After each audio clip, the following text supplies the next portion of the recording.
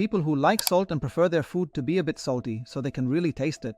I'm bringing you this lemon to tell you that no, you don't have to use salt. Guys, you can actually reduce the salt in your food because it contains sodium, and sodium is a problem for blood pressure. But you can use lemon to enhance the flavor of your food instead. So you can make your food tangy with it, and it will give you the same flavor that salt does but without the sodium, so your blood pressure doesn't go up. Try it out and you'll find it works really well. Now, is your high blood pressure just a temporary spike like when you're stressed, as most people think? Or do you actually have chronic high blood pressure?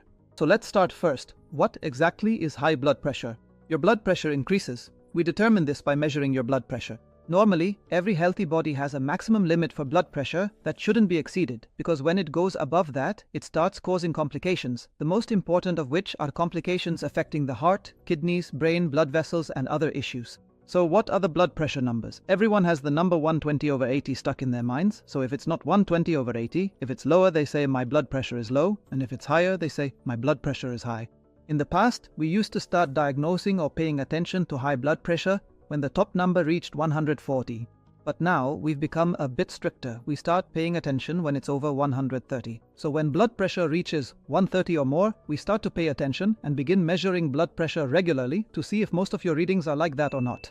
This is to know whether we need to change your lifestyle or not, and whether we need to prescribe medication or not. Now that's for the top number. As for the bottom number, we start paying attention when it's above 85. Generally, most people don't reach these numbers with their blood pressure, but many people do reach these numbers and don't realize that this number actually needs attention, needs monitoring, needs tests, and needs a visit to the doctor.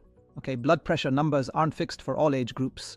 The age group I'm talking about here is the middle age, let's say from adolescence, or the start of adolescence up to the age we call elderly or seniors, which is roughly 60 or 65 years old.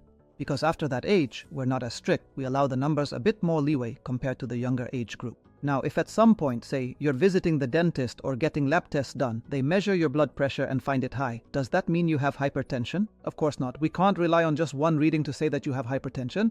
So what do? That reading serves as a warning sign. After that, you need to start monitoring your blood pressure using several options.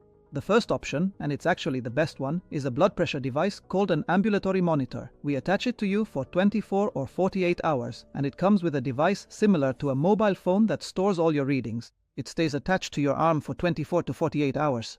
Its main advantage is that it measures your blood pressure while you're awake and while you're asleep. It measures your blood pressure at roughly regular intervals, let's say every half hour, and sometimes every 20 minutes, so over 24 hours.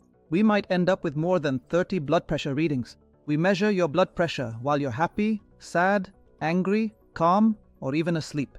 So it gives us an impression of your blood pressure readings throughout all your different states. When we come to interpret these readings, we get a more accurate picture. Is your blood pressure high at various times, or was it just that one time you visited the doctor or happened to measure it and found it elevated? The second advantage of this is that when it measures your blood pressure while you're sleeping, it draws our attention to another problem that might be happening to you during sleep. This is what we call nocturnal sleep apnea. In this condition, your oxygen levels drop and it starts to put significant strain on your heart muscle. The second option is to visit the nearest clinic or health center to you and have multiple blood pressure readings taken. It's preferable that at the time of measurement, you haven't had coffee or any stimulants. You shouldn't have smoked cigarettes. You shouldn't have eaten within about half an hour to an hour before the measurement. You shouldn't be angry or upset. You shouldn't be in a hurry or feeling rushed. So, after using the bathroom, you should be sitting with your back supported, your body relaxed, and your arm in a comfortable position. The device should be at the level of your heart, so that the reading is as accurate as possible. Now, some people might say, well, I don't have the opportunity to go to a health center, or I have a device at home and it's a digital one. In the past, we used to underestimate the importance of measurements taken by digital devices, but now that's not the case. Now, we just need you to calibrate the device at least once every 3 to 6 months. What does it mean to calibrate the device, doctor? It means you take this device and visit your doctor, you measure with your digital device and the doctor measures with theirs, and we calibrate the device. Are we going to start treatment right away then? No. Why is that, doctor?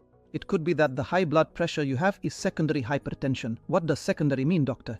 It means there is something else. That is the reason your blood pressure has increased. And for this type of blood pressure, we do tests to rule out the presence of a cause that is actually raising the pressure, like a complete blood count test, a thyroid function test, which we call TSH. We do an HbA1c test to keep an eye on things, in case you have anything else besides high blood pressure. Because some people have a profile where everything comes together as a package. You'll find their blood sugar is unstable, their blood pressure is unstable, their cholesterol is high, they smoke, and they're overweight. So, to rule out any other risks that we might be unaware of, we do an HbA1c test for you.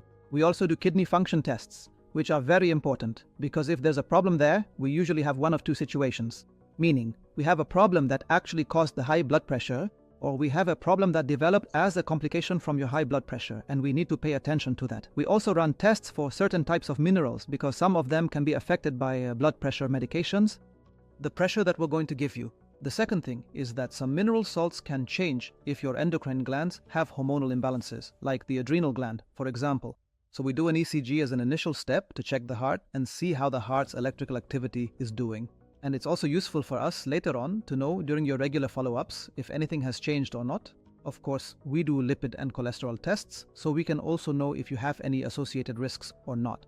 And if there is a risk, we start a treatment plan so that it doesn't cause harm later on. So we start the hypertension treatment.